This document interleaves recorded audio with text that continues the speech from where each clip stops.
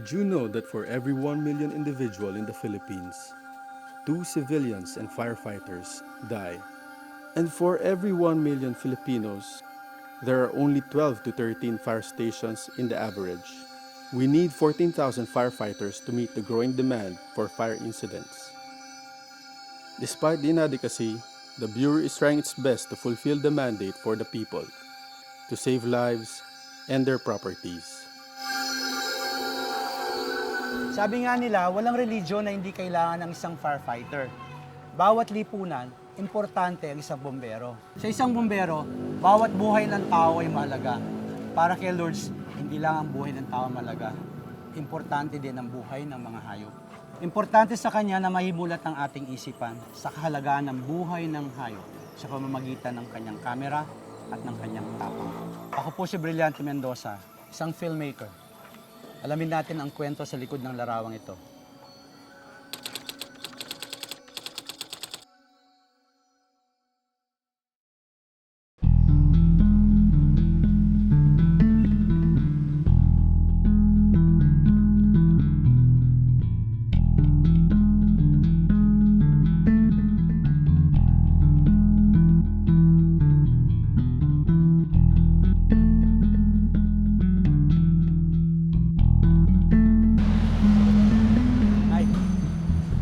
Direk, kamusta po? Basta. Welcome po sa aming fire station. Oo. Dito ka ba nagtatrabaho? Oo, bale, dito yung aming office. Ito ang Manila Fire Headquarters. Kumbaga, buong Manila ang kinikater nito. Buong Manila. Although 14 fire station dito, ito yung pinaka-main ng Manila. Ganda nito Actually, ito yung natawag natin na steam engine. Oo. 1901 pa to. Dala to ng US firemen. Kasi sa... Ano pinadala dito? No. Actually, ang history kasi, ang Manila Fire ang pinakaunang fire service sa buong Pilipinas. So, noong 1901, August 7 to be specific, dumating yung mga Amerikano, nagkaroon ng fire department dito. 4 na fire station lang meron dito sa buong NCR. Steam engine to, kumbaga, gumagana to through the use of steam. Actually, nirestore na lang to eh. Saan yung tulugan nyo dito? Hindi, yung sa kabila, yung sa pero, mga firemen talaga doon. Sa taas kasi itong office to eh. Ito yung usual na pump para mabilis makababa. Pag nagkaroon ng bell, ito kagad ang yan. Ito yung typical na dorm ng isang fire station. Actually, dikit-dikit na siya, di ba? Habang wala pang sunog, dito lang muna yung mga bombero. Tapos madami din marami naman, ganyan ang setup namin.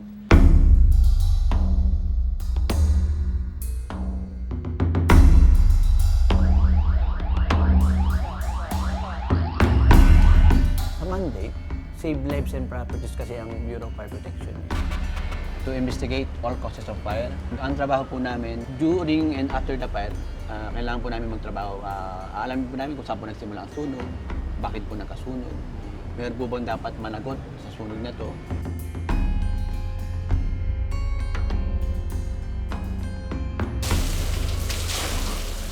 Ngayon, ang sistema ngayon, nakita namin yung itsura ng lugar, di ba? Ito yung mga patterns eh. Meron kami mga nakikitang pwede pagmulan, pero hindi pa namin pwede i-conclude kasi wala pa tayong mga witnesses. Yung witness mismo ang pwede magturo, kasi may mga nakatutulog pala dito mga tauhan, kung saan nila nakita eksaktong pinagmulan. Ngayon, depende na sa amin yun, kung maniniwalaan namin yung sinasabi nila. Halimbawa, parang gano'n. Kung bawang, yung sinasabi nila, nagtutugma sa nakita namin pattern, doon na lalabas ng report namin kung ano yung pinagmulan ng sunog. Pero sa ngayon, may mga nakikita na kami pwedeng pagmulan.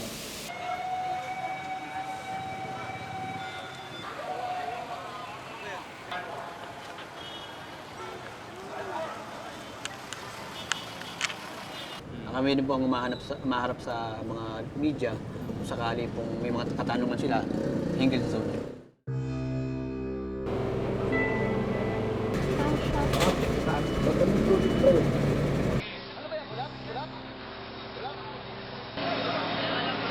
Chief, hindi kinaya? May bombero dyan ng volunteer na hindi nahirapan huminga. Nirescue sa ibabaw ng bubong. Pero maya-maya na ibaba rin after mga ilang minutes. Niligyan lang siya ng first aid. Yung sa danger, talagang is part of the game yung danger. Kasi nga, di ba, nakita nyo naman sa World Trade Center, di ba? Part na rin nung sinumpaan namin trabaho na maging mapanganib yung aming buhay. Pero ang kapalit naman yun yung fulfillment ba? Fulfillment na para bang ang dating sa'yo kapag nakatulong ka. Lalo na napakasarap kasi ng feeling na para ka artista minsan, nararamdaman din namin yung kung ano yung ginagawa ng isang artista na after the fire, lalapit sa'yo, lalo na yung hindi nasunugan, lalapit sa'yo, kakaping ka, papasalamat sa'yo. Sarap na pakiramdam nun. Sa amin one of the most neglected na trabaho sa Pilipinas. Although sa amin training, sa aming schools, walang religion na hindi kailangan ng fire service. Kahit nandiyan ka pa nakatira ka pa sa Alaska, kumbaga napakalamig na lugar, kailangan pa rin ng fire service. Kasi hindi lang naman kami sa sunog, nagtatrabaho rin kami sa rescue. Kung minsan, kami rin yung nag-ano pag may merong magsusuicide, kami nag-rescue sa kanila. Kaya ganun, sa compensation, kulang pa rin talaga. Kulang pa rin talaga.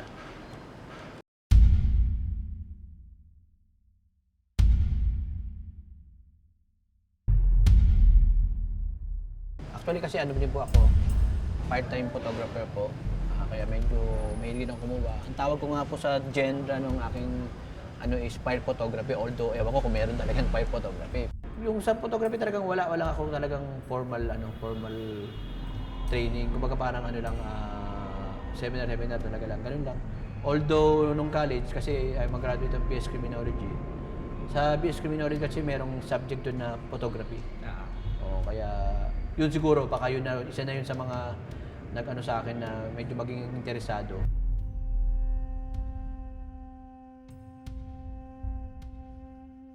Sa fire photography kasi in action, bawa kung binubomba yung isang bahay ng sunog, kuha ka lang ng kuha. Mamaya, wala na yung apoy, di ba? Tapos na. Pero nung photography ng isang crime scene, kahit magtagal pa yun ng 3 oras, kung ba may patay dyan, sa training namin, lahat ng angles kuna mo dyan. Kasi yan, pag inangat na yan, wala na, dinala na ng paninari yan, wala na. Yun na pagbabasihan ng judge dyan. Pagdating sa kasuhan, kung ano yung na-capture mo. Unlike sa fire photography, hindi pwedeng teka muna. Hindi pwedeng teka muna. Talagang banat yan ng banat.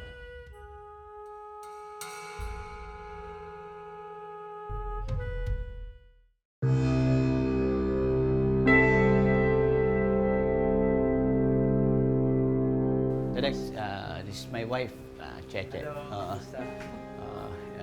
I come. It's my only daughter, and this is Chelsea, and this is Maxi. Maxi. Kanyang baby brother. Actually, marami na ako naging pets. Since then, nung binata pa ako, marami na kami maging pets. Siguro mga pang ano na to? Mga pang-6 siguro, ganyan. Bigyan mo na lang siya ng tubig, Unahin yung lamig. Marunong si Milong eh. Milong siya sa kuwan, lamisa. Yan, pinumin ng tubig.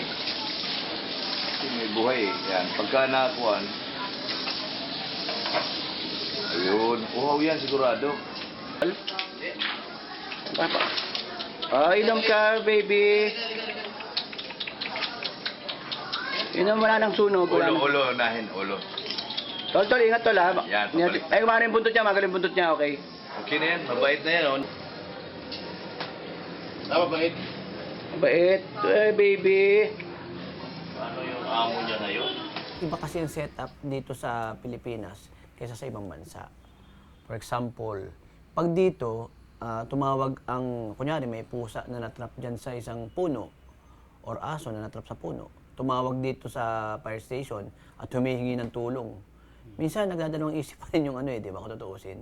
Unlike sa US, pag tinawag sa 911, may tumawag na may natrap na pusa o asma, sandali lang, responde ka agad ng fire service natin doon sa kanila. Sa amin iba medyo parang kakaiba pag ganon, kapag hayop ang nai-involve. Ano balagay mo? Ganun ang doktor mo.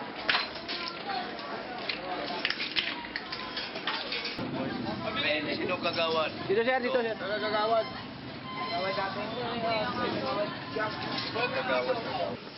Turn over namin saglit ito sa inyo. Eh, kawawa naman, maamo naman. Saan talaga yan? Wala naman tayong... Sasalita nga eh, tawag siya ng mama. Wala namang ma. Wala Pali yung mga kinukunan ko, mga sunog usually, bombero, mga bomberong may nire-rescue, ganyan. Kaya lang minsan, noong 2008, way back May 2008, may nakunan ako na photo na may pusa na nirescue ng isang bombero.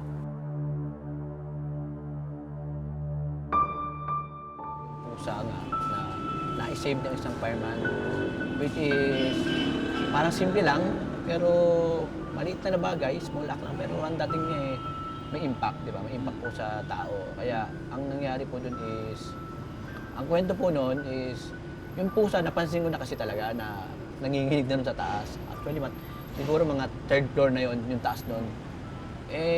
Una, mausok. Ang alam niyo naman ang hayop, mas sensitive sa tao eh. Kung aso nga, nahihirapan huminga sa mga ganyan, lalo mga pusa. Naamoy nila yung usok. Hirap na. Iba na nga yung mata niya, parang ano na siya eh. Parang dilat na dilat na eh. Ngayon, may nakita akong isang kasamahan na sabi ko, pwede mo ba akatin yung akatin yung pusa? Oo naman. Punin mo na ayun. Gumamit kami ng ladder, inakit niya. Yun ko lang ng photos. So sa akin, parang wala lang yun. Wala lang, picture lang siya. Pusa, rescue ng bombero. Pero as time goes by, pag siyempre nire-review ko yung mga photos ko, parang wala namang kwenta kung yun lang, picture lang ang aanihin ko. Parang, bakit hindi ko gawin tong advocacy? Bakit hindi ko gawing awareness sa mga tao na pag may sunog, hindi lang tao ang nililigtas. May mga hayop din, may mga alaga rin tayong hayop. Kasi sa experience ko, pag nagre-rescue kami, minsan o may nag-iimbestiga kami, marami rin kami nakikitang patay na pusa, namatay, or aso. Masama sa loob namin yun eh. Parang, although hindi naman siya human, masama sa loob namin makakita kami ng gano'n na namatay dahil hindi man lang niya nagawang iligtas yung sarili niya.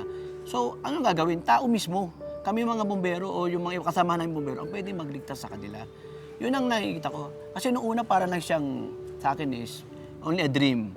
Dream lang siya na ang awareness ng tao magligtas ng mga pets. Pero ngayon, it's a good dream. It's a beautiful dream. Pag may time, meron kami pagkakataon, may nakita akong nirescue na pets, kinukunan ko siya through photos or video, depende sa aking gamit. Nasa world na tayo ng internet, di ba? So ang ginagawa ko, pag napopost ko, natutuwa ako na marami siya nagko-comment. Maraming nagre-react na parang good comments na buti pa yung pusa na iligtas ng ganun, na kumbaga sa ibang tao, wala lang yun, baliwala lang yun. Parang ganun, yun yung nakikita ko palagi.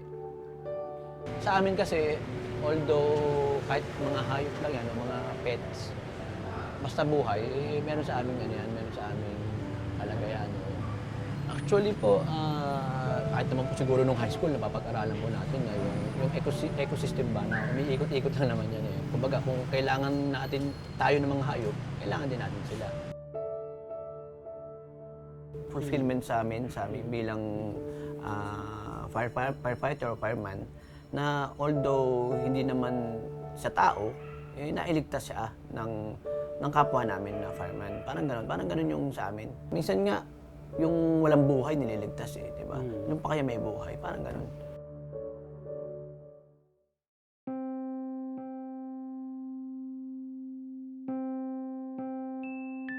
5 years from now, siguro, andito pa rin ako. Nasa fire service pa rin ako kasi nung nag-start ako sa fire service way back 1999, akala ko parang kailan lang. Pero ito, almost 15 years na ako sa service eh. Kaya, kumbaga is, siguro dito pa rin ako, tuloy pa rin yung trabaho ko doon. Actually, parang hindi na nga itong profession eh. Parang passion na lang eh. Kumbaga, makatulong kami sa tao, di ba? Makatulong. Kasi wala nga, nabanggit ko na noon, walang namang religion o walang bansa na hindi kailangan ng fire service. Lahat talaga kailangan ng bombero. Kaya siguro nandito pa ako. Masaya naman ako dahil una, nakakatulong ka na. Meron mga iba dyan, kung alam niyo naman siguro yung mga fire volunteers. Kasi fire volunteers nga, may responde sa sunog pero wala silang bayad. Alam pa kaya kami. May responde kami at the same time, nakakompensate kami, di ba? Yun lang sa amin, masarap na yun eh. Actually, sa ibang bansa, pag sinabing fireman ka, iba yung dating sa'yo. Iba yung dating. Iba yung, kumbaga, medyo tinitingala ka. Siguro 5 years from now, 10 years from now, yung bureau namin pataas na. Kumbaga, pag sinabing taga-bureau, fire ka, medyo may dating ka na rin. Kaya, kumbaga, step by step lang siguro.